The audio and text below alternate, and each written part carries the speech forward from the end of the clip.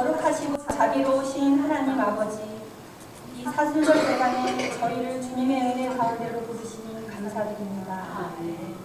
나는 부활이요 생명이시니 나를 믿는 자는 죽어도 살겠고 무릇 살아서 나를 믿는 자는 영원히 죽지 않음을 믿으며 순종합니다. 주님의 십자가를 통해 베푸신 용서와 구원이 저희의 삶 속에 날마다 새롭게 살아나게 하시며 그 사랑을 잊지 않고 살아가는 참된 믿음의 구원자 되도록 기도합니다. 사순절 묵상의 시간 속에서 주님의 길을 따라가는 저희의 삶을 돌아보게 하시며 날마다 말씀의 뜨거움과 성령의 회복력이 우리에게 등불이 되어 이웃에게도 말씀 나눌 수 있는 믿음의 도구자, 전도의 도구자 되어 성령의 열매 맺음을 증인 삼아 주옵소서. 부활의 주님, 다시 오신 주님을 사랑합니다. 그 크신 사랑을 마음에 담고 이 예배를 온전하게 주님만을 향하여 드릴 수 있도록 마치는 시간까지 우리 모두에게 축복의 은혜 내려주시옵소서. 우리 주 예수 그리스도의 이름으로 기도드렸습니다.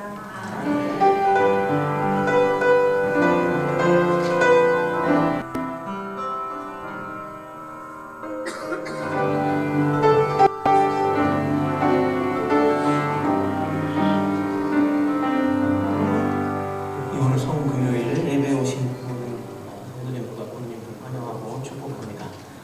우리 이 시간에 매일매일의 삶이 그래야 되겠지만 특별히 오늘 고난주간으로 이 한 주간을 섬기면서 또 오늘 성금요일을 맞이해서 예수님이 십자가에 못 박히시던 그날 그 순간을 우리가 기억하면서 왜 예수님이 우리를 위해서 이렇게까지 오셔서 우리를 위해서 죽으셔야 했나를 한번 생각해보고 이것이 오늘 하루뿐만이 아니라 매일매일의 삶 속에서 내가 그 갈보리 언덕 위에 서 있는 그 십자가를 바라보며 항상 그 십자가를 지고 예수님께서 걸어가신 그 길을 따라가는 그런 제자로서의 삶을 살아갈 수 있는 저희들이 됐으면 좋겠습니다.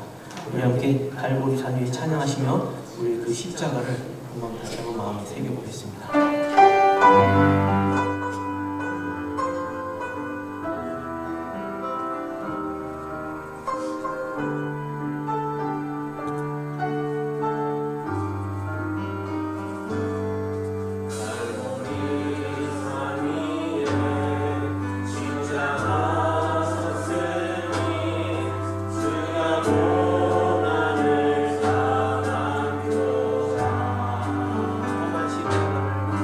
험한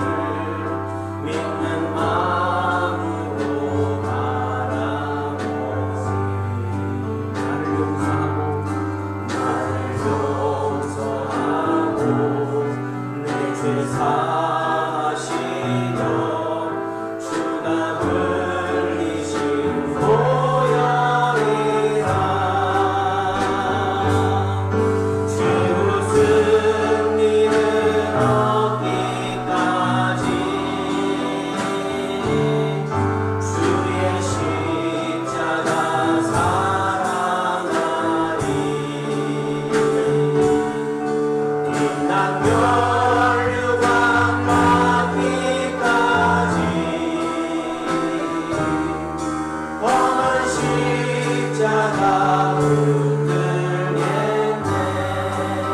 주가 예비하신 주님 예비하신 나의 보혈지대 나는 굳이 그 알라. 영광 주님 되신 주와 함께 내가 죽도록 충성하리.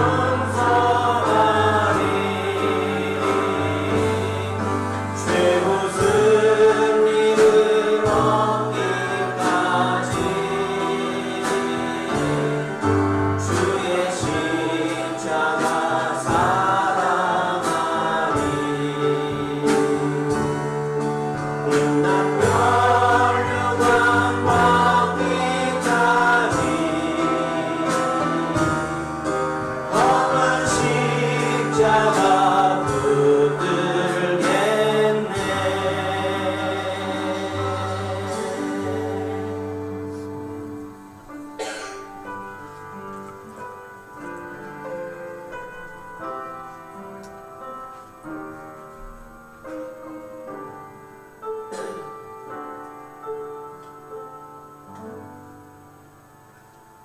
나는 유월절을 지키기 위해 성 안으로 들어가고 있었고 그분은 유월절 어린 양이 되기 위해 성 밖으로 끌려나가고 계셨습니다. 우리는 그 사실을 전혀 알지 못했습니다.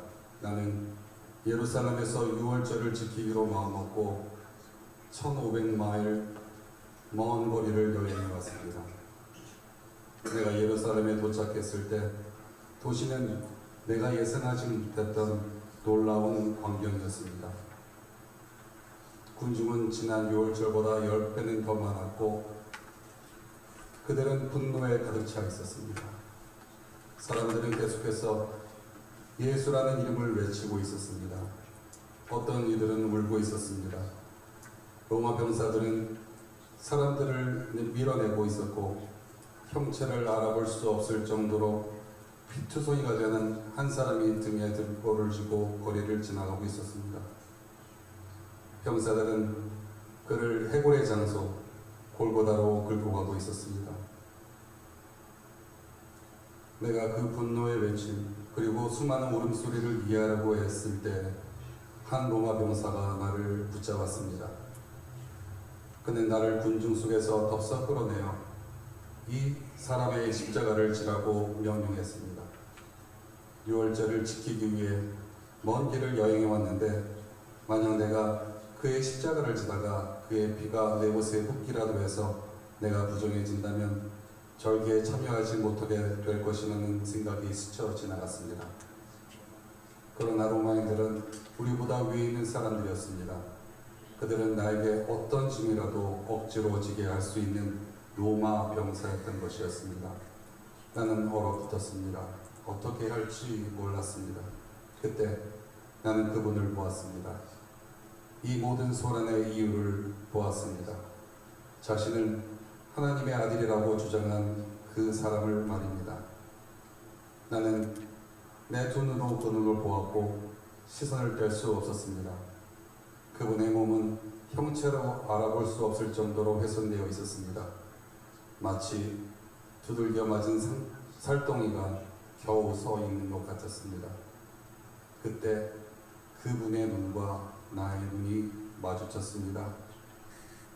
그는 범죄자가 아니었고 과대망상에 사로잡힌 미친 사람도 아니었습니다. 나는 죄 없는 분 메시아를 만난 것이었습니다. 그분은 십자가를 한 걸음 한 걸음 옮기고 계셨지만 거의 서 있을 수도 없을 지경이었습니다. 나는 스스로에게 말했습니다. 로마인들과 문제를 일으키지 말자. 그냥 그의 십자가를 지자. 십자가를 져라. 시몬, 그렇게 해라. 내 유월절 제선을 잊어버리고 그의 십자가를 져라. 내가 그분을 부축하고 함께 걸을 때 나는 십자가의 무게가 내 어깨를 누르고 등을 짓누르는 것을 느꼈습니다. 나는 그분을 돕고 있었지만 그분은 나보다 훨씬 더 많은 것을 짊어지고 계신 것만 같이 느꼈습니다. 그분의 무릎은 계속해서 꺾였고 그것은 단지 나무 십자가의 무게 때문이 아니었습니다. 그분은 온 세상의 죄의 무게를 어깨에 지고 걸어가고 계셨습니다. 우리는 함께 계속 걸었습니다. 나는 내가 감당할 수 있을 만큼의 그 무게를 지고 있지만 그분은 모든 것을 지고 계셨습니다. 나는 그분을 향해 던져지는 모욕의 말들을 들었습니다. 이제는 나를 향한 모독도 함께 섞여 있습니다. 성난 군중들은 나에게도 침을 뱉었습니다. 내 피부 위에 묻은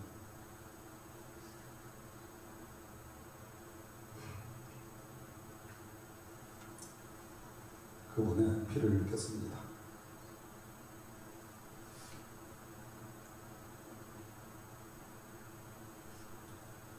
그분의 온몸에 난 상처와 벌어진 상처를 보았습니다.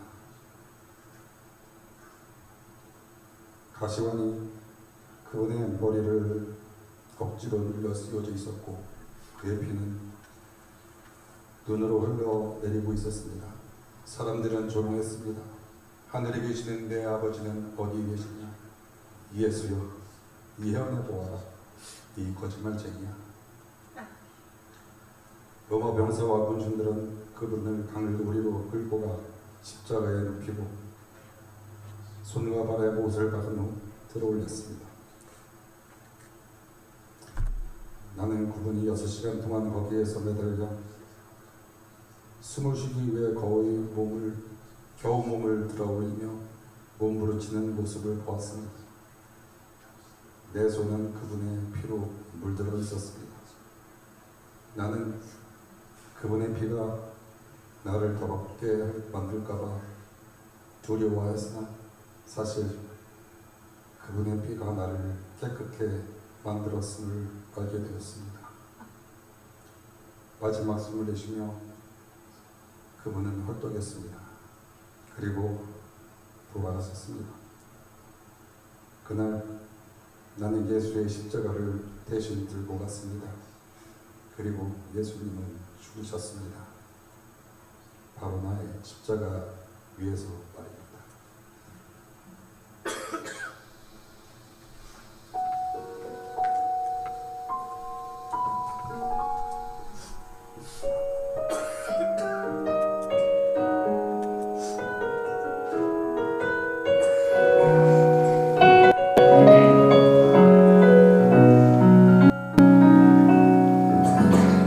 천번을 불러봐도 내 눈에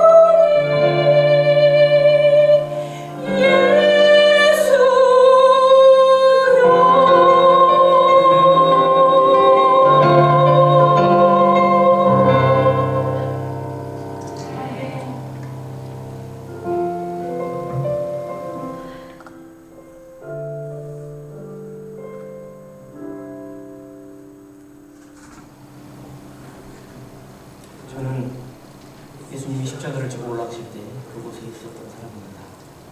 시골에서 올라오던 구레네 사람 시몬, 곧 알렉산더와 루포의 아버지가 지나가고 있었는데 그들이 그에게 억지로 십자가를 지게 하였습니다. 그들은 예수를 해골의 못이라는 뜻의 골고다라 하는 곳으로 데려갔습니다. 그리고 몰약을 섞은 포도주를 주었으나 예수님께서는 받지 않으셨습니다. 그들은 그분을 십자가에 못 박았습니다.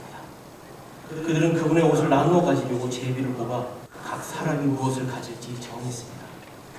예수를 십자가에 못 박은 때는 9시였습니다. 그분에게 붙인 죄패에는 유대인의 왕이라고 적혀 있었습니다. 그들은 2명의 반역자도 그분과 함께 십자가에 못 박았는데 하나는 그분의 오른편에 다른 하나는 왼편에 있었습니다. 지나가던 사람들이 머리를 흔들며 그분을 모욕하며 말했습니다. 아하, 성전을 헐고 사흘 만에 짓겠다던 사람아, 지금 십자가에서 내려와 네 자신을 구해보아라. 이와 같이 대제사장들과 율법학자들도 서로 비웃으며 말했습니다. 그가 다른 사람들은 구했지만 자기 자신은 구원할 수 없구만. 이스라엘의 왕 메시아가 지금 십자가에서 내려오면 우리가 보고 믿을 텐데 말이야. 그와 함께 십자가 못 박힌 사람들도 그분을 덩달아 모욕했습니다. 정오가 되자 온 땅에 어둠이 임하여 오후 3시까지 계속되었습니다. 그리고 오후 3시쯤에 예수께서 큰 소리로 외치셨습니다. 나의 하나님, 나의 하나님, 어찌하여 나를 버리셨나이까? 곁에 서 있던 사람들 중 몇이 이곳을 듣고 말했습니다. 보라, 엘리야를 부르고 있다. 어떤 사람이 달려가서 해면에 신 포도주를 적셔 막대기에 매달아 예수께 마시게 하며 말했습니다. 어디 한번 엘리야가 와서 그를 내려주는지 보자. 예수께서는 큰 소리를 지르시고 마지막으로 숨을 거두셨습니다. 그때 성소의 휘장이 위에서 아래까지 둘로 찢어졌습니다. 그리고 앞에 서 있던 백부장이 그분이 이렇게 숨을 거두시는 것을 보고 말했습니다. 참으로 이 사람은 하나님의 아들이었다. 아멘.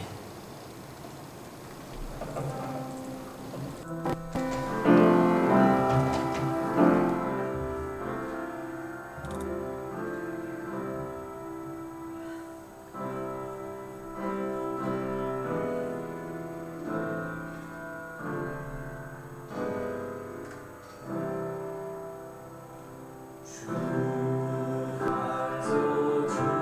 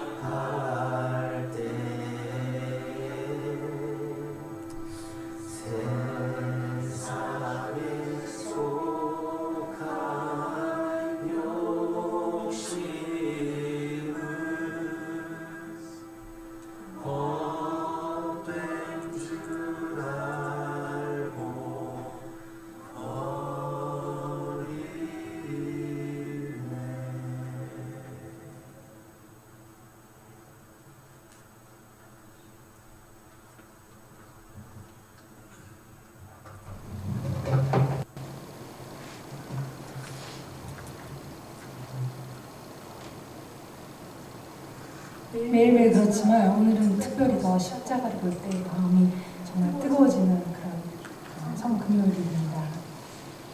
군인들이 예수님에게 할 일을 다 마친 후 그들은 예수님의 옷을 다시 입히시고 십자가에 못 박기 위해서 언덕으로 예수님을 끌고 갔어요. 갈보리는 라틴어로 칼바리아, 아람어로는 골고다라고 하고 모두 해골의 장소, 해골의 곳이라는 뜻입니다.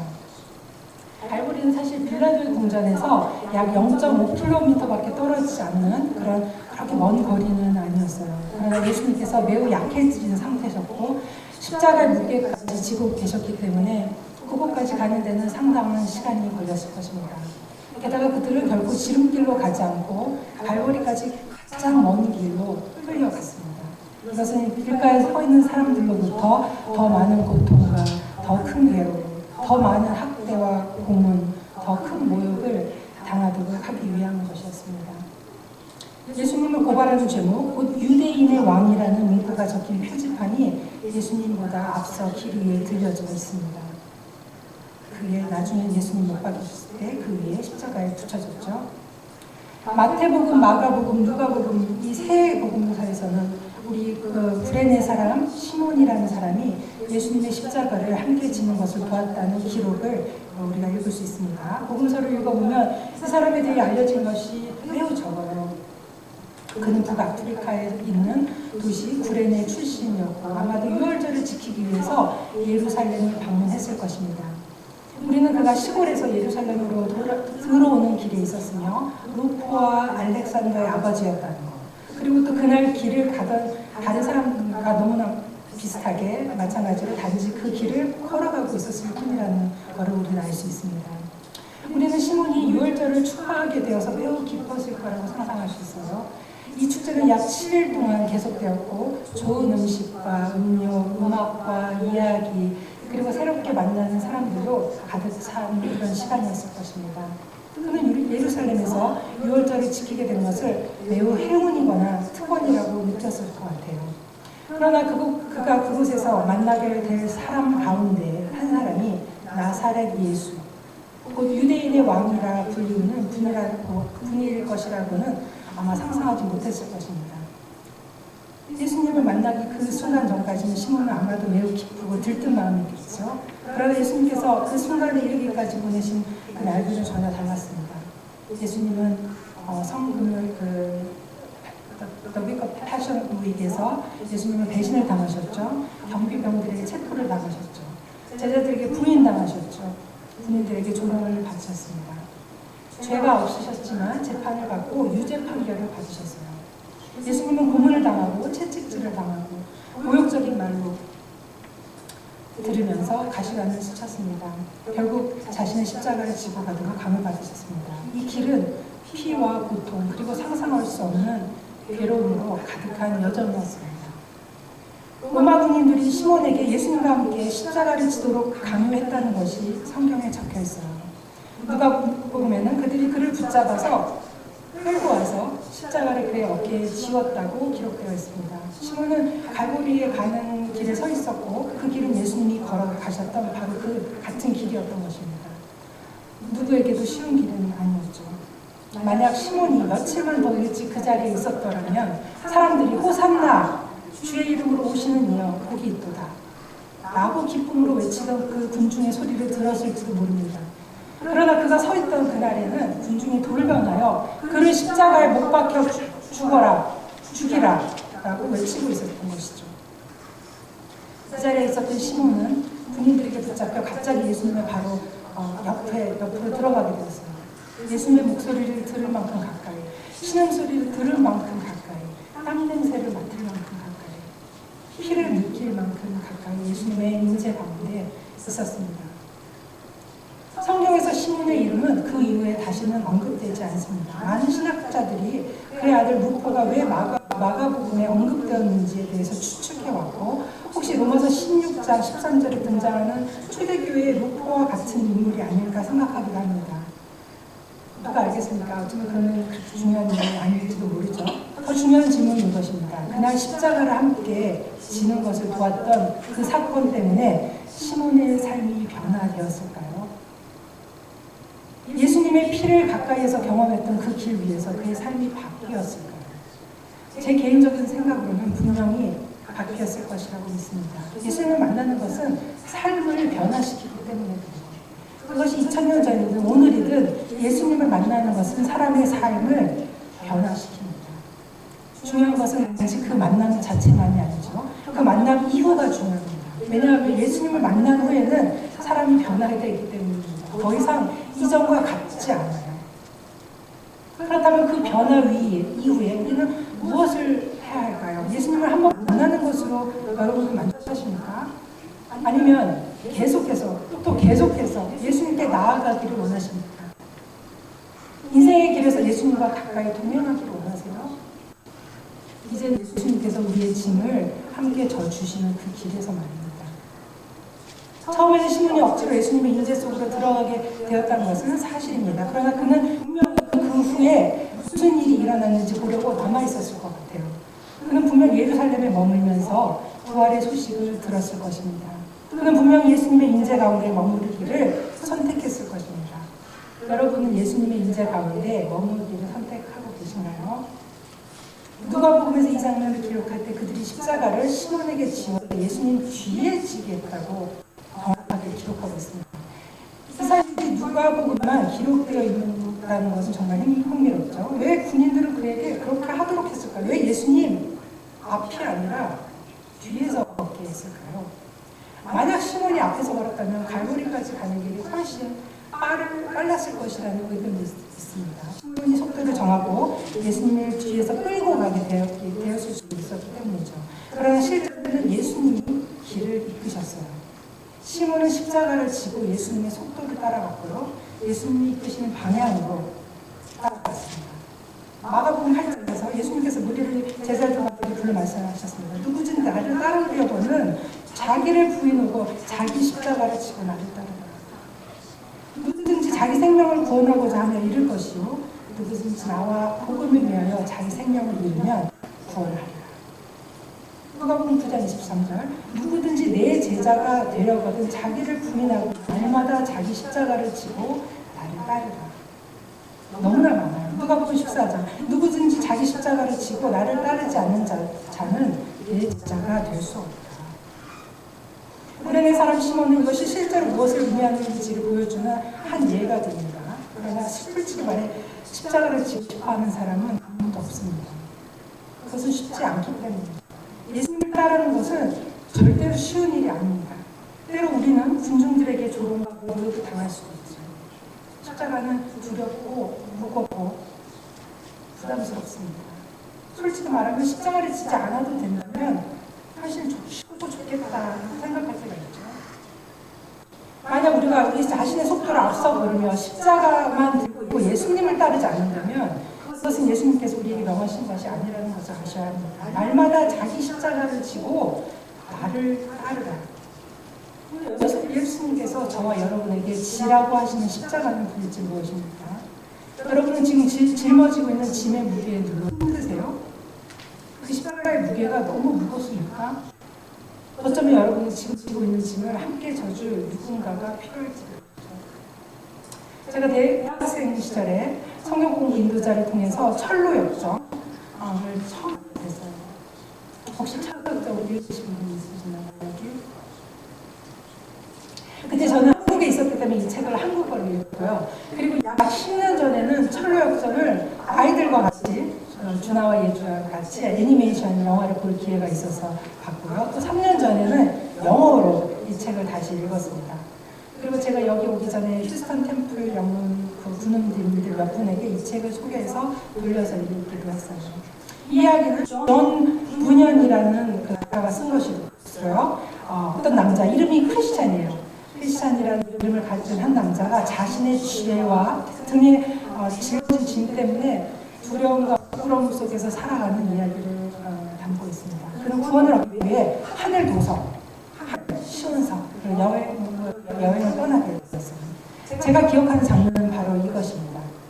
거의 마지막 부분의 장면인데요. 큰 바위 같은 짐을 등에 지고 그 짐이 너무 무거워서 허리가 심하게 굽은 제대로 걷지도 못하는 이 크리스찬 남자 크리스찬이 십자가에 마침내 도착하는 장면이에요.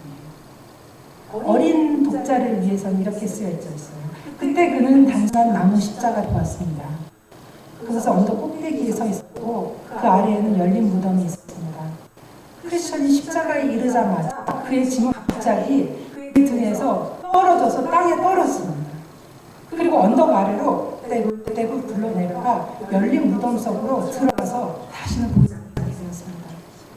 마침내 자유롭게 된 그는 어깨를 펴고 쭉 펴고 처음으로 똑바로 설 수 있게 되었어요.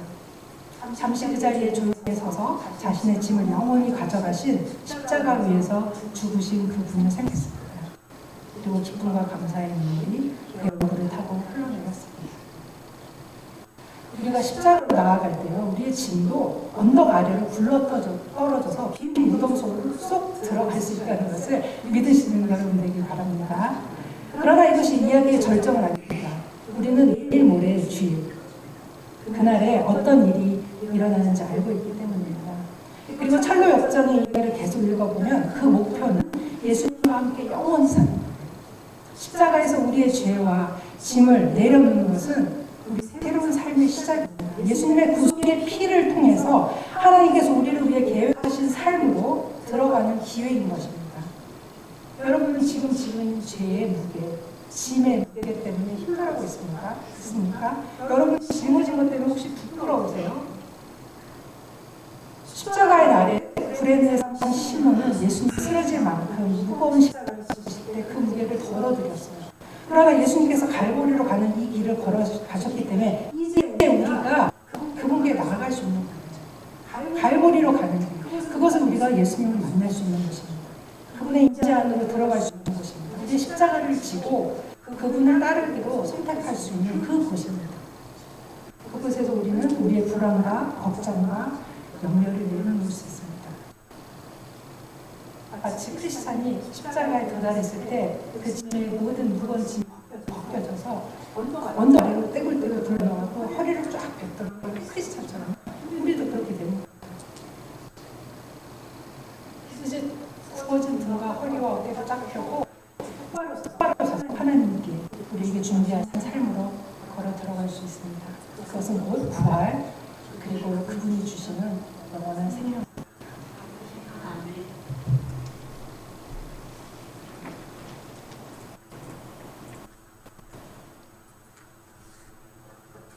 이제 우리가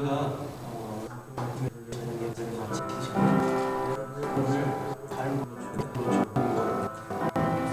서서 기도하셔도 좋고 주셔도 좋고 누군가 함께 앞으로 나오셔도 좋습니다. 여러분이 저와 같다면 이미 여러분 예수를 만나셨고 여전히 문제 가운데 나온 것은 얼마나 귀한 일인지 모르겠습니다. 다시 한번 여러분의 십자가를 지고 이렇게 기도했으면 좋겠습니다. 하나님, 제가 주님 따르기 위해 무엇을 지고 가야 하는지 보여주시고 순종함으로 그 길을 갈 수 있도록 도와주세요.